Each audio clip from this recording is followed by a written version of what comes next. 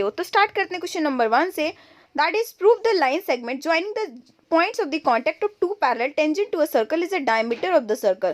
तो हमें ये प्रूव करना है कि एक लाइन सेगमेंट जो कि ज्वाइंट कर रहा है पॉइंट ऑफ कॉन्टैक्ट, मतलब दो जो आपका पैरेलल जो टेंजेंट है तो वो क्या बनाता है, एक डायमीटर बनाता है एक किसी सर्कल का। तो आपको बताइए कि ये आपका इस तरीके से ज्योमेट्री के जो चैप्टर्स है इसमें से आपको प्रूफ करने के लिए काफ़ी ज़्यादा आते हैं। इसके अलावा जो आपकी बुक्स में थ्योरम होगा तो उसको भी आपको प्रिपेयर करना पड़ेगा इन क्वेश्चंस के अलावा भी। तो इसको जैसे इन्होंने कहा था उसके अकॉर्डिंग हमने यहाँ पे डायग्राम बनाया। उसके बाद हमें यहाँ पे ऑलरेडी इस तरीके से ही आप ज्योमेट्री क्वेश्चन को अडेप्ट करते हो, पहले गिवन लिखते हैं, फिर टू प्रूफ लिखते हैं, फिर प्रूफ लिखते हैं। तो गिवन में हमने लिखा कि एल एंड एम जो है आपका टेंजेंट है एक सर्कल पे, और जो कि आपका एल जो है पैरेलल है एम पे, जो कि इंटरसेक्ट कर रहा है ए और बी रिस्पेक्टिवली। और यहाँ पे हमें प्रूफ ये करना है कि ए बी जो है आपका डायमीटर ऑफ द सर्कल है। अब नेक्स्ट हम करेंगे प्रूफ। अब नेक्स्ट आपको ये पता होगा कि tangent and any point of the circle is perpendicular to the radius through the point of contact. तो हमेशा वो क्या होता है, परपेंडिकुलर होता है। इट मीन्स क्या होगा, आपका एंगल एक्स ए ओ भी होगा 90 डिग्री, और जो आपका बाई भी होगा वो भी 90 डिग्री है। और क्योंकि अगर हम दोनों को ऐड करेंगे तो 180, इट मीन्स जो आपका एंगल्स बन रहा है सेम साइड पे ट्रांसवर्सल है, दैट इज 180 डिग्री। इसलिए हम कह सकते हैं कि आपका जो ए बी है वो पास थ्रू हो रहा है सेंटर से, और इसीलिए आपका ये डायमीटर ऑफ द सर्कल हो जाएगा। नेक्स्ट देखते हैं question number 2, two tangent P Q and P R drawn from the external point to a circle with the centre O, prove that Q O R P is a cyclic quadrilateral. तो ये question भी आपका काफ़ी important है और आपके exam में पूछते रहते हैं मोस्टली टाइम, तो इसलिए आपको इसके इस तरीके से करना। अब मैंने आपको पहले ही बताया कि जब भी प्रूफ का आता है तो आपको सबसे पहले गिवन लिखना है, टू प्रूफ लिखना है, उसके बाद प्रूफ लिखना है। तो गिवन हमें इन्होंने क्या दिया है कि आपके पास दो टेंजेंट है जो कि आप क्वेश्चन से कैरी उठा सकते हो। उसके बाद हमें प्रूफ क्या करना है कि जो आपका क्वाड्रिलेटरल बन रहा है क्यू ओ आर पी, तो वो कैसा है, आपका साइक्लिक है। अब साइक्लिक होने के लिए क्या होता है कि उसके जो अपोजिट एंगल है दोनों का सम कैसा होना चाहिए, 180। तो हम देखते हैं फटाफट से। अब नेक्स्ट देखते हैं प्रूफ। तो यहाँ पर R O and R P are the radius and the tangent respectively at the contact point R. तो क्योंकि आपका रेडियस और वो उसके टेंजेंट है तो इट मीन्स जो आपके एंगल बनेंगे वो आपका कैसा बनेगा, 90 डिग्री का। तो यहाँ पर एंगल आपका पी आर ओ भी 90 है और एंगल पी क्यू ए दोनों के दोनों 90 डिग्री हैं।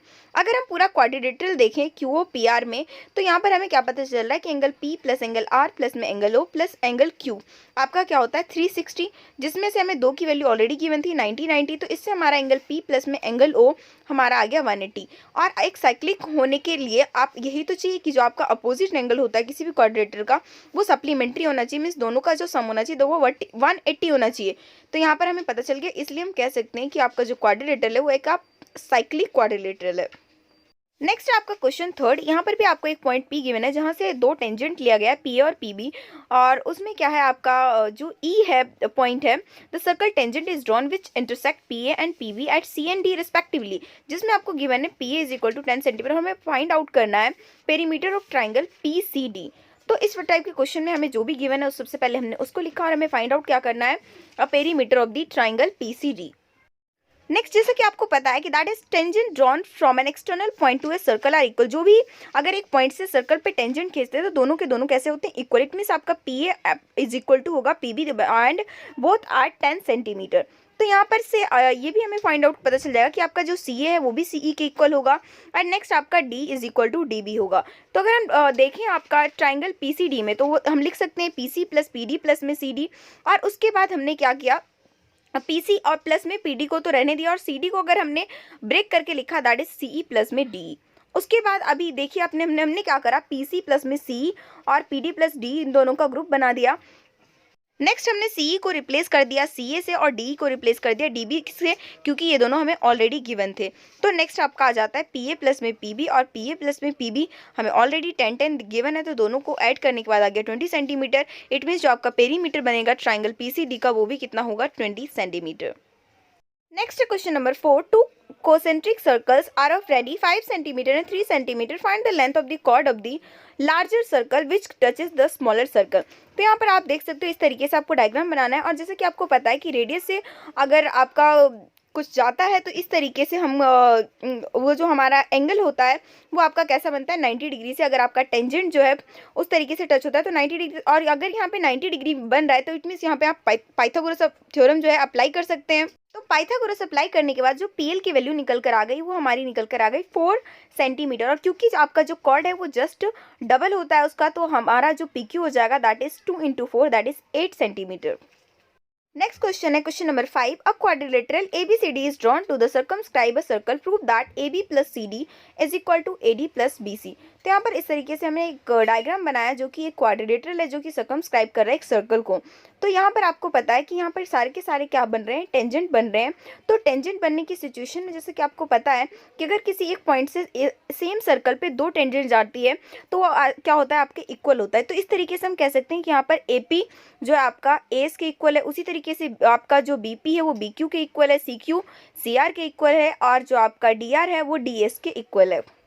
नेक्स्ट हमने जो हमने पूरा उठाया that is AB plus CD, और AB प्लस CD को ब्रेक करने के बाद हमारे पास जो निकल कर आएगा दैट इज AB तो आपका हो सकता है AP प्लस में PB, और जबकि CD हो जाएगा CR प्लस में RD। और दोनों को हम क्या करेंगे, क्योंकि सबके इक्वल था, उसको रिप्लेस करने के बाद जो आपका AD प्लस में BC रिप्लेस हो जाएगा। तो इस तरीके से हम कह सकते हैं कि AB प्लस CD इक्वल है AD प्लस में BC के, और यही हमें प्रूव करना था। नेक्स्ट देखते हैं question number 6। PQ is the chord of the length 8 cm of a circle of radius 5 cm. The tangent at P and Q intersect at point T. Then find the length of TP. तो यहाँ पे हमें TP की length find out करनी है, जिसमें से हमें एक रेडियस दे रखा है 5 सेंटीमीटर, और आपका जो कॉर्ड दिया हुआ है PQ दैट इज आपका गिवन है 8 सेंटीमीटर। तो यहाँ से हम सबसे पहले हम फाइंड आउट करेंगे आपका OR, जो कि आपका पाइथागोरस से निकल कर आ जाएगा 3 सेंटीमीटर।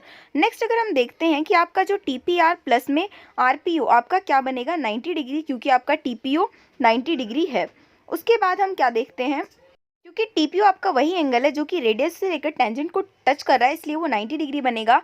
नेक्स्ट हम रिप्लेस करेंगे आपका जो TPR को, तो हम TPR रहने देंगे, लेकिन PR को रिप्लेस करेंगे आपके PTR से, क्योंकि आपका सिमिलैरिटी थ्योरम के अकॉर्डिंग दोनों के दोनों जो एंगल होंगे वो इक्वल होंगे, और सिमिलैरिटी थ्योरम की वजह से ही मतलब कि आपका जो दो ट्राइंगल होता है उनके साइडों का रेशियो इक्वल होता है। तो जिसमें हमें सारी की सारी साइडें गिवन थी, हमें निकालना था TP, तो TP की वैल्यू यहाँ से निकल कर आ जाती है 20/3 सेंटीमीटर। नेक्स्ट क्वेश्चन है question number 7। A circle is touching the side BC of triangle ABC at P and touching AB and AC produced at Q and R respectively, then prove the AQ is equal to half of perimeter of triangle ABC। तो इस तरीके से आप सबसे पहले diagram देख लीजिए, उसके बाद हम सोल्यूशन स्टार्ट करते हैं। यहाँ से अगर हम उस पॉइंट के याद रखें कि आपका एक्सटर्नल पॉइंट से जो क्या होता है इक्वल होता है, आपके सारे की सारी जो साइडें गिवन होती है। तो यहाँ पर AQ उसी के अकॉर्डिंग AR के इक्वल है, BP BQ के इक्वल है, और CP आपका CR के इक्वल है। और नेक्स्ट अगर हम देखें जो perimeter of triangle ABC that is AB plus BC plus में AC, और उसके बाद हम इन्हें ब्रेक करते जाएंगे, जैसे कि आपको यहाँ पे मेंशन है, सारी चीज़ों को देख सकते हो डायग्राम को पीछे करके, उससे आपको पता चल जाएगा। और इसमें हमारा जो AR है वो half of perimeter of triangle ABC निकल कर आ जाएगा। नेक्स्ट क्वेश्चन है question number 8। AB is the diameter and AC is the chord of a circle with the center O such that triangle BAC is equal to 30 degree. The tangent at C intersect extended AB at a point T. Then prove that BC is equal to VD.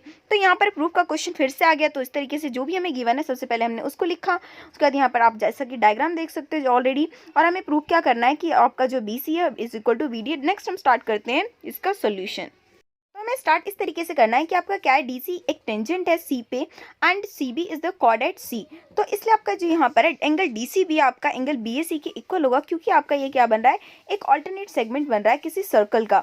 तो इस तरीके से आपका DCB क्या हो जाएगा 30 degree, क्योंकि BAC हमें ऑलरेडी 30 डिग्री गिवन था। और यहाँ पर अगर हम दोबारा से देखें, आपका AOB आपका क्या एक डायमीटर है, और डायमीटर पे जो आपका एंगल होगा that is would be 90 degree. तो यहाँ पर BC आपका कितना हो गया 90 डिग्री। तो नेक्स्ट अगर हम एंगल ABC निकालना चाहे तो 180 में से 90 और -30 कर दीजिए, तो हमारा जो एंगल ABC निकल कर आ जाता है दैट इज 60 डिग्री। देखते हैं ट्राइंगल BDC में, जहाँ पर एंगल B जो है वो एंगल D प्लस में एंगल आपका BCD के इक्वल होगा।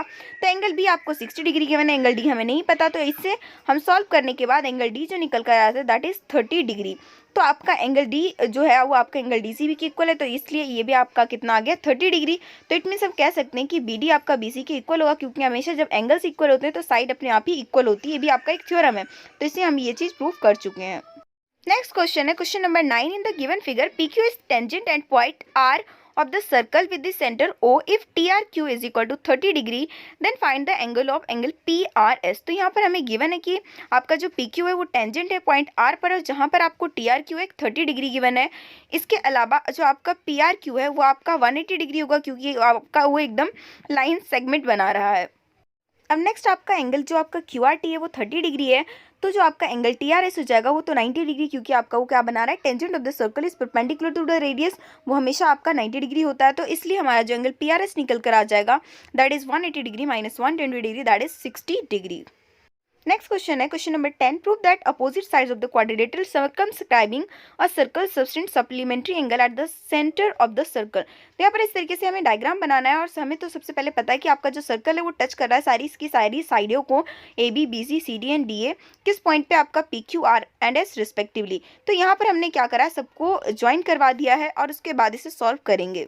Since we know that the two tangent drawn from an external point subtended equal angle at the centre, तो इसलिए आपका एंगल 1 जो है एंगल 2 के equal, angle 3 equal to angle 4, angle 5 is equal to angle 6 and angle 7 is equal to angle 8।